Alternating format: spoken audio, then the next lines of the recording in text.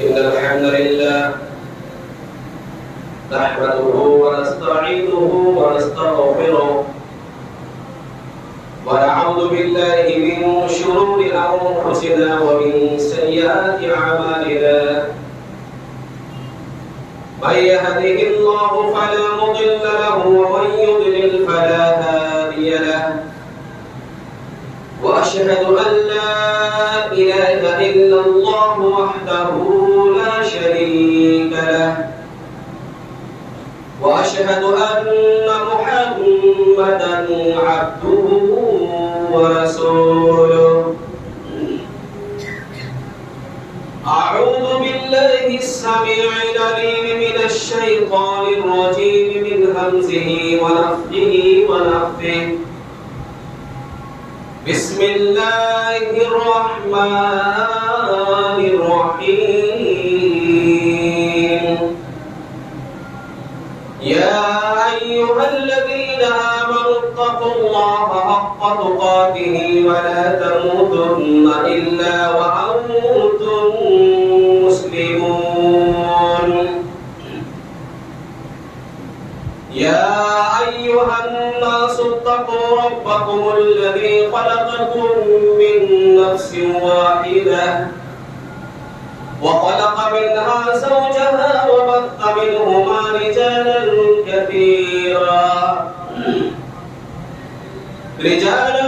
كثيرا ونساء واتقوا الله الذي تساءلون به والأرحام إن الله كان عليكم رقيبا يا أيها الذين آمنوا اتقوا الله وقولوا قولا سديدا يصلح لكم أعمالكم ويغفر لكم ذنوبكم ومن يطع الله ورسوله فقد فاز فوزا عظيما أما بعد فإن خير الحديث كتاب الله وخير الهدي هدي محمد صلى الله عليه وسلم وشر الأمور محدثاتها وكل محدثة بدعة وكل بدعة ضلالة وكل ضلالة في النار وقال الله تبارك وتعالى في كلامه المجيد بسم الله الرحمن الرحيم يا أيها الذين آمنوا اتقوا الله ولتنظر نفس ما قدمت لغد واتقوا الله إن الله خبير بما تعملون محترم حاضرین جمعہ بزرگان دین نوجوان دوستوں عزیز بچوں ہر طرح کی تعریف حمد و ثنا کبریائی بڑائی بزرگی ایک اللہ وحدہ لا شریک خالق کائنات مالک ارض و سما کے لیے ہے جو تنہا تنہا مدبر الامور ہے بعدہ بے شمار انگنت درود و سلام نازل ہو اللہ تعالیٰ کے تمام نبی و رسولوں پر خصوصاً ہم سب کے آخری نبی شافی محشر ساقی کوثر احمد مجتبی محمد مصطفیٰ صلی اللہ علیہ وسلم پر اللہم صلی علی محمد وعلی آل محمد كما صليت على إبراهيم وعلى آل إبراهيم إنك حميد مجيد اللهم بارك على محمد وعلى آل محمد كما باركت على إبراهيم وعلى آل إبراهيم إنك حميد مجيد معزز اسلامی بھائیوں، آج کی اس مبارک گھڑی میں جس عنوان کے تحت گفتگو ہوگی وہ ہے نفس کا محاسبہ، محاسبہ نفس۔ آپ کے سامنے میں نے خطبہ مسنونہ کے اندر ہی سورہ حشر آیت نمبر 18 کی تلاوت کی ہے۔ انشاءاللہ اسی آیت کی روشنی میں مزید 2 آیتیں بڑھاتا چلو، یعنی 18، 19، 20 3 آیت کی روشنی میں انشاءاللہ آج ہم دیکھیں گے کہ ہمارا نفس ہمیں کدھر لے کے جا رہا ہے۔ سب سے پہلے آپ ان آیات کا ترجمہ سماعت فرمائیں تاکہ آئندہ جو بات آنے والی ہے اسے سمجھنے میں ہمارے لیے آسانی ہوگی۔ رب کائنات نے خصوصی طور پر اہل ایمان کو خطاب کیا فرمایا،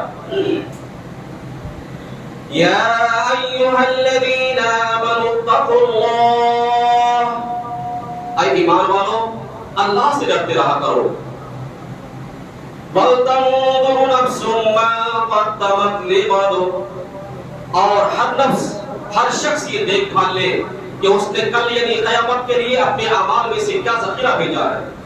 وَاتَّقُوا اللَّهَ، ہر وقت اللہ سے ڈرتے رہا کرو، إِنَّ اللَّهَ خَبِيرٌ بِمَا تَعْمَلُونَ، بے شک اللہ تعالیٰ تمہارے سب اعمال سے باخبر ہے۔ وَلَا تَكُونُوا كَالَّذِينَ نَسُوا اللَّهَ فَأَنسَاهُمْ أَنفُسَهُمْ، اور تم لوگ ان لوگوں کی طرح مت ہو جانا جنہوں نے اللہ کے احکامات اور تعلیمات کو بھلا دیا، اللہ تعالیٰ نے انہیں بھی ان کے جانوں سے بھلا دیا اور غافل کر دیا۔ أُولَئِكَ هُمُ الْفَاسِقُونَ، یقیناً یہ لوگ نافرمان اور فاسق ہونے والے ہیں۔ لا يستوي اصحاب النار واصحاب الجنہ، اہل نار اور اہل جنت یہ دونوں آپس میں برابر نہیں ہو سکتے۔ اصحاب الجنہ هم الفائزون، جنتی ہی کامیاب ہونے والے ہیں۔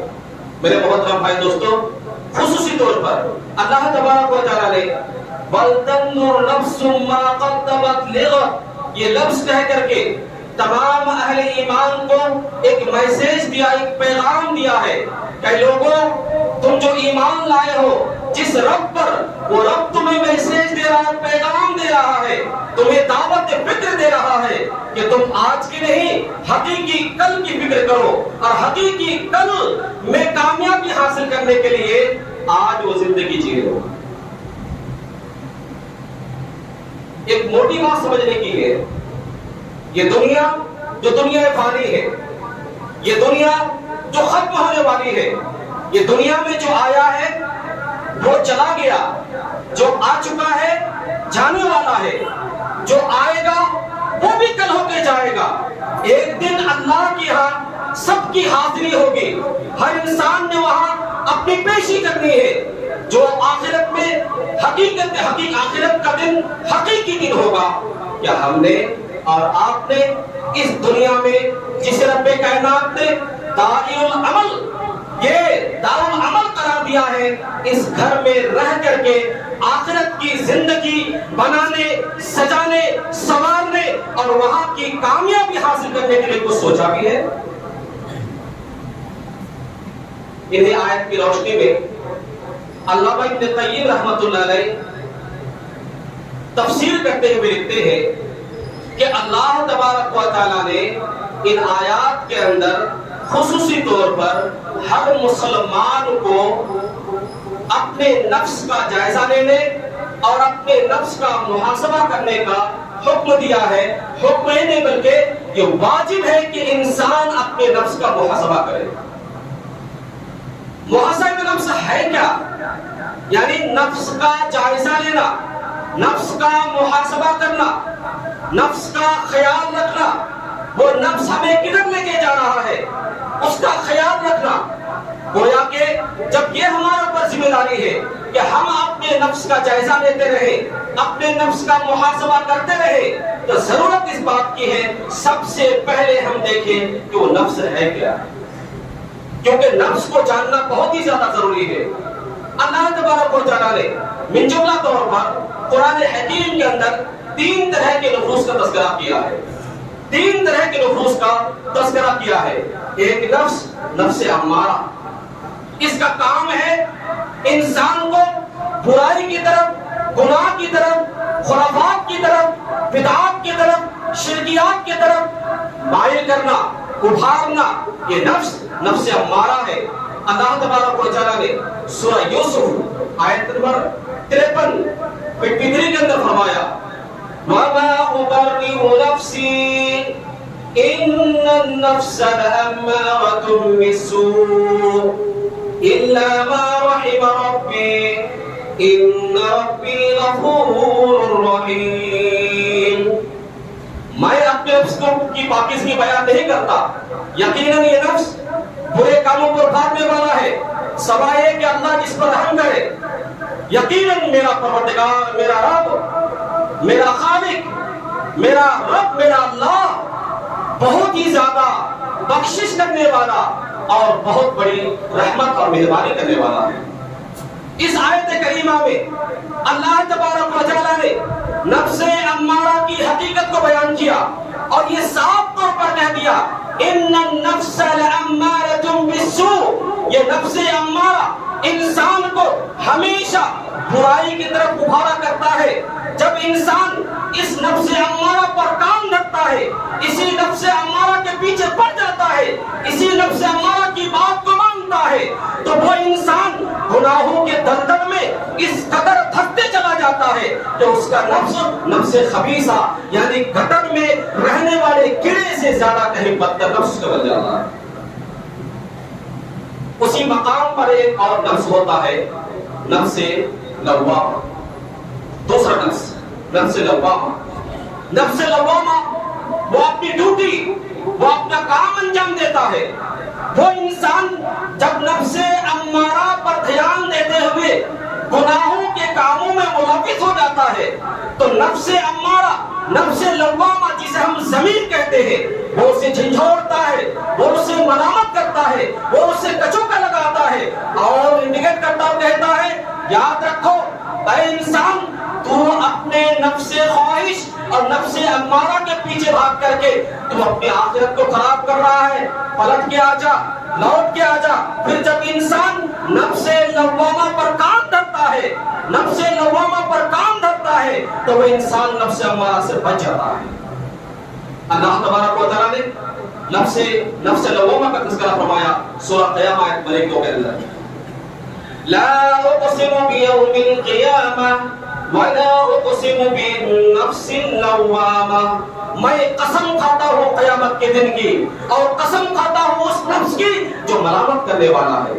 جب بندہ نفس لوامہ کو، نفس امارہ کو ٹھکرا کر نفس لوامہ کی بات پر کام دھرتا ہے، نفس لوامہ کی نصیحت پر عمل کرتا ہے تو ایک تیسرا نفس پیدا ہوتا ہے، وہ نفس مطمئنہ ہے، جسے اللہ تبارک و تعالیٰ نے سورہ الفجر آیت نمبر سورہ الفجر کا اندر یہ فرمایا ہے یا ایتھا النفس المطمئنہ ارجعی الی ربک راضیۃ مرضیہ فادخلی فی عبادی وادخلی جنتی.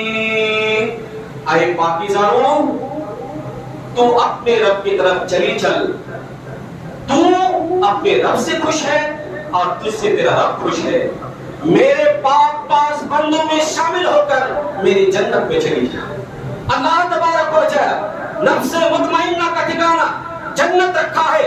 اللہ تبارک و تعالی ہر اس شخص سے خوش ہے جس کے اندر نفس مطمئنہ موجود ہے. جو انسان نفس امارہ کو کچل کر نفس لوامہ کی نصیحت پر عمل کرتے ہوئے اپنے اندر نفس مطمئنہ پیدا کرتا ہے، یقیناً وہ انسان دنیا کا بھی سب سے بڑا خوش نصیب ہے اور آخرت کو اس کے لیے بہار ہی بہار ہے. اچھا، ایک سوال یہاں پیدا ہوتا ہے کہ کیا حقیقت میں اللہ تبارک و تعالیٰ نے انسانوں کے اندر 3 طرح کے نفس کو پیدا کیا؟ 3 نفس ہے؟ نہیں. حقیقت میں اللہ تبارک و تعالیٰ نے ہر انسان کے اندر نفس ایک ہی پیدا کیا، ایک ہی نفس ہے. لیکن اس کی کیفیت الگ ہو جاتی ہے. کبھی دیکھتے نہیں معاشرے میں ایک انسان چور تھا, چوری سے توبہ کر لیا, اچھا انسان بن گیا. قاتل تھا, توبہ کر لیا, اچھا انسان بن گیا. اسلام سے دور تھا, باقی تھا اسلام کا دشمن تھا, کلمہ توحید پڑھ لیا, الحمدللہ مسلمان ہو گیا, دین توحید پر چلنے لگا. یہ کیفیت بدلتی رہتی ہے. اسی طریقے سے انسان کے دلوں میں جو نفوس ہے وہ نفوس کی کیفیت ہوا کرتی ہے. کبھی انسان گناہوں کی طرف مائل ہو جاتا ہے, کبھی انسان نفس لوامہ کی بات سن کر کے وہ نفس مطمئنہ کی طرف پلٹ کے آ جاتا ہے. لیکن ایک بات یہاں پر ہے, اللہ تبارک و تعالی انسانوں نے تخلیق کی ہے اور انسانوں کے اندر جو نفس رکھا ہے اس نفس میں نفس امارہ کا میلان یا نفس امارہ کی طرف رجحان, گناہوں کی طرف رجحان اللہ تعالی نے زیادہ رکھا ہے. اس کی دلیل علامہ ابن قیم رحمۃ اللہ علیہ نے یہ دلیل دی ہے سورہ شمس کے اندر, وَنَفْسٍ وَمَا سَوَّاهَا, قسم ہے نفس کی اور اس کے ٹھیک ٹھاک کرنے والوں کی. کیا ہے؟ فَأَلْهَمَهَا فُجُورَهَا وَتَقْوَاهَا, پھر اس میں الہام کر دی گناہوں کے کرنے, برائی کے کرنے اور برائی سے بچنے کا. علامہ ابن قیم رحمۃ اللہ علیہ نے کہا ہے کہ اللہ تبارک و تعالیٰ نے نفس کو ٹھیک ٹھاک کر کے ان کے اندر یہ سمجھداری دے دی ہے کہ یہ گناہ کے کام ہے اور یہ نیکی کے کام ہے, اور یہ گناہ کے کام کی طرف مائل. اللہ تبارک و تعالیٰ نے پہلے گناہ فجور کا ذکر کیا ہے, تقویٰ بات کا. اس وجہ سے کہتے ہیں کہ تقویٰ بات میں آنے کی وجہ سے پہلے فجور کا ذکر ہے. اس وجہ سے انسان کے اندر گناہوں کے میدان بہت زیادہ پہلے ہوا کرتا ہے. ہوتا نہیں, خطبہ میں بیٹھے ہوئے ہیں, اگر 2 منٹ تاخیر ہو جائے تو ہمارا دل پریشان ہو جاتا ہے. ارے کب ختم ہو تو کب ختم ہو, کب ختم ہو تو کب ختم ہو. ہم ٹائمنگ باندھ کے آتے ہیں, دکان سے چلتے ہیں, گھر سے چلتے ہیں تو ٹائم سیٹ کر کے چلتے ہیں. آدھا گھنٹہ کا خطبہ رہتا ہے, 5 منٹ کی نماز رہتی ہے, لگ بھگ 35 سے 40 منٹ میں فارغ ہو کے آ جائیں گے. تم انتظار یہاں پر کرو. اگر 40 کی جگہ 45 آ جائے تو پھر بے چینی آ جاتی ہے. لیکن وہی معاملہ اگر کسی تھیٹر کا معاملہ ہو یا موبائل اسکرین کا معاملہ ہو تو وہ انسان اتنی گہری نگاہ سے گھنٹوں گھنٹے گزر دیتا ہے, اس کو پتہ نہیں چلتا کہ کتنا وقت ہمارا گزر چکا ہے, دھیان نہیں دیتا ہے. تو گناہ کی طرف مائل انسان زیادہ ہوتا ہے. لیکن اللہ رب العالمین کی توفیق سے جب انسان اپنے اندر کا زمین, اپنے اندر کا وہ نفس لوامہ, اس کی دعوت پر, اس کے کچوکے پر, اس کی رہنمائی پر, اس کے ملامت پر جب انسان کام دھرتا ہے پھر وہ انسان گناہوں سے بچتے ہوئے, تمام خرافات سے اپنے آپ کو بچاتے ہوئے وہ صراط مستقیم پر آ جاتا ہے, اور یہاں تک اس کا نفس مطمئنہ ہو جاتا ہے. انسان کے اندر کسی چیز کو ایکسپٹ کرنے, اپنانے یا چھوڑنے کا معیار کیا ہونا چاہیے؟ انسان کا نفس ہونا نہیں ہونا چاہیے. اگر انسان کا نفس ہو کہ مجھے جو اچھا لگا وہی اچھا ہے, مجھے جو برا لگا وہ برا ہے, اگر یہ صورتحال ہے تو یہ خطرے کی بات ہے, کیونکہ انسان خواہشات کے پیچھے پڑ کر کے دنیا کے ساتھ ساتھ اپنے آخرت کو برباد کر دے گا. لیکن جب انسان کو کسی بات کو چھوڑنے یا کسی بات کو اپنانے کا نمبر آتا, باری آتی ہے, تو سب سے پہلے ان کی نگاہوں کے سامنے اللہ اور اس کے رسول کے فیصلے موجود ہوتے ہیں, کتاب و سنت کے طریقے موجود ہوتے ہیں. اگر کتاب و سنت کے موافق وہ زندگی کے فیصلے لیتے ہیں, کسی کام کے کرنے یا کسی کام کے چھوڑنے کا فیصلہ وہ کتاب و سنت کے موافق لیتا ہے, تو انشاءاللہ وہ کامیاب ہوگا, ورنہ وہ خسارہ اٹھانے والے سے ہو جائے گا. انسان کا سفر شروع ہوتا ہے نفس امارہ سے. نفس امارہ سے سفر شروع کرتا ہے. چلتے چلتے انسان راستے میں نفس لوامہ سے مدد حاصل کرتا ہے. پھر جب نفس لوامہ سے مدد حاصل کرتا ہے تو انسان چلتے چلتے وہ نفس مطمئنہ تک پہنچ جاتا ہے. اب ہمیں پتہ یہ چلا کہ نفس کی حقیقت کیا ہے. نفس انسان کو ہمیشہ نہ بھلائی کی طرف لے جاتا ہے اور نہ ہمیشہ نیکیوں پر قائم رکھتا ہے. تو اسی وجہ سے انسان کو ہمیشہ چوکنا رہنا ہے اور ہمیشہ یہ دیکھتے رہنا ہے, ہمیشہ جائزہ لیتے رہنا ہے کہ ہمارا نفس ہمیں کدھر لے کے جا رہا ہے, کہاں لے کے جا رہا ہے, کس دہلیز پہ لے کے کھڑا کر رہا ہے.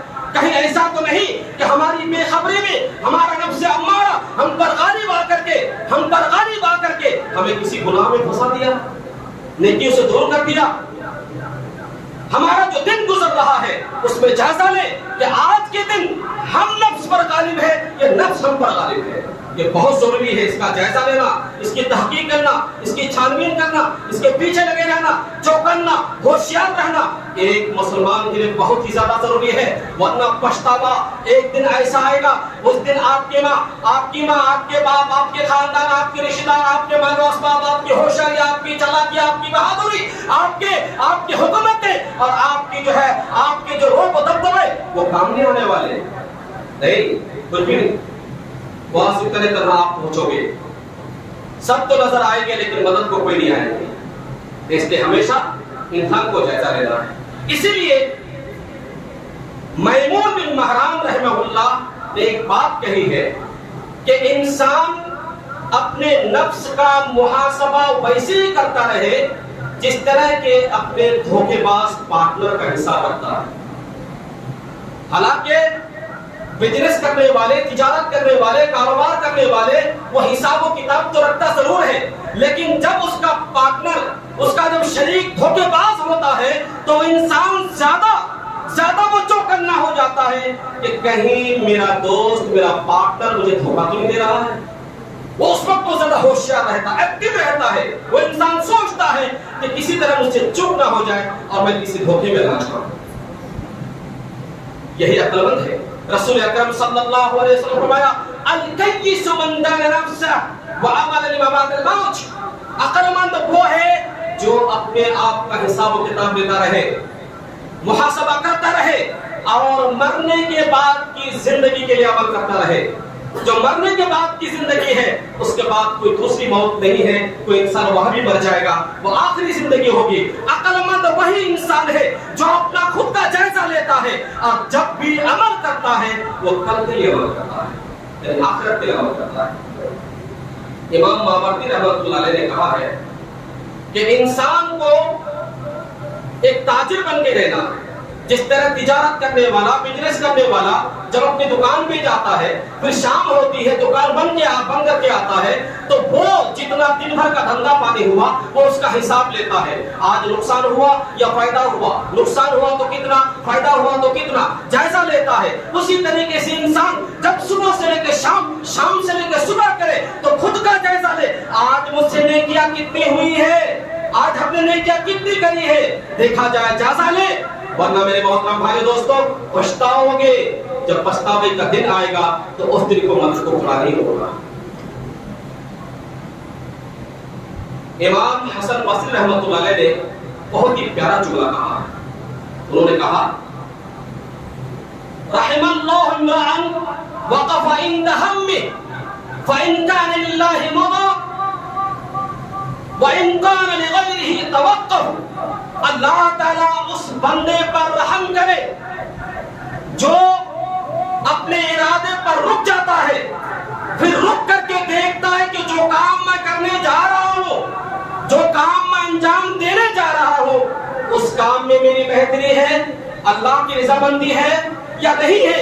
اگر اللہ کی رضامندی ہے فَإِن كَانَ لِلَّهِ مَضَى، اگر وہ اللہ کے لیے ہے، اللہ کی خوشنودی کے لیے ہے تو انسان کام کر لیتا ہے.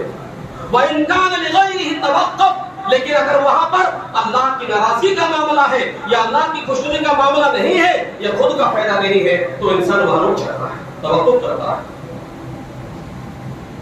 انسان کو ہمیشہ اپنے نفس کا جائزہ اور خیال دیتے رہنا ہے. اپنے نفس کی ترغیب دلاتے ہوئے، نفس کے محاسبے نفس کی ترغیب دلاتے ہوئے امام حسن بصری نے ایک بات کہی ہے لا يزال العبد بخير ما كان له واعظ من نفسه وكانت المحاسبة من همه. بندہ ہمیشہ بھلائی کے ساتھ رہتا ہے، برابر بھلائی میں رہتا ہے جب تک خود ان کے اندر ایک واعظ، ایک نصیحت کرنے والا موجود رہتا ہے. اور نصیحت کرنے والا واعظ کون ہے؟ وہ انسان کا نفس جو نفس لوامہ ہے، اور محاسبے کو وہ اپنی مقصد کا، وہ مشغلے کا، وہ اپنے وہ اہم مشغلہ سمجھتا ہے. یہ چند باتیں میں نے آپ کے سامنے رکھی ہیں. دو واقعہ میں آپ کے سامنے مختصر نظر پیش کرنے کی بات کروں گا کہ صحابہ کرام کی تربیت رسول اکرم صلی اللہ علیہ وسلم نے کس انداز سے کی ہے. آئیے دو واقعہ میں بتاؤں گا. صحابہ کرام اپنے نفس کا محاسبہ کس طرح سے کیا کرتے تھے. حضرت انس بن مالک رضی اللہ تعالیٰ عنہ فرماتے ہیں کہ حضرت عمر بن خطاب رضی اللہ تعالیٰ عنہ اور میں ایک دونوں ایک ساتھ کہیں چل رہے تھے. راستے میں تھوڑی دور چلنے کے بعد رکے. حضرت عمر بن خطاب نے کہا کہ اے انس تو تھوڑی دیر آرام کر، رک، میں ابھی ضروری کام سے آتا ہوں. وہ چلے گئے، آنے میں تاخیر ہوئی.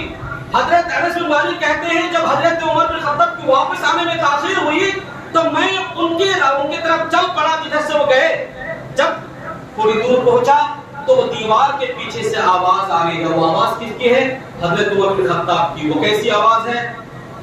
یقول عمر بن خطاب امیر المومنین بخل بخل. عمر بن خطاب کہتے ہیں اے عمر تم مسلمانوں کے امیر بن چکے ہو، تم مسلمانوں کے خلیفہ بن چکے ہو. کیا خوب، کیا خوب، بہت ہی اچھا، بہت ہی اچھا. اما واللہ لتتقین ابن الخطاب او لیعذبنک. اے ابن الخطاب، اے خطاب کے بیٹے، تم اللہ سے ڈرتے رہا کرو ورنہ اللہ تعالیٰ تمہیں کسی بھاری عذاب میں مبتلا کر دے گا. یہ کون شخصیت ہے؟ وہ کون عمر ہے جو جس عمر کے بارے میں رسول اکرم صلی اللہ علیہ وسلم نے ان کی ایمان کے خاطر، اسلام کی خاطر دعائیں مانگی تھی. یہ وہ عمر جو جن کے بارے میں زبان رسالت سے جنت کی شہادت کی بشارت ملی تھی.